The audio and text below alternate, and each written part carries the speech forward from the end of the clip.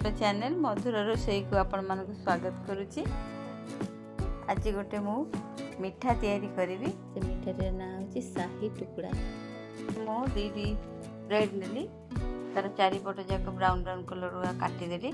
तापर ताको मझिरो काटी ताको गोटे ओभन प्लेट रे थोईदेवी। तापर क्षीर टी को गोटे लिटर क्षीर को मारी मारी आधा लिटर कम भी कर देछि।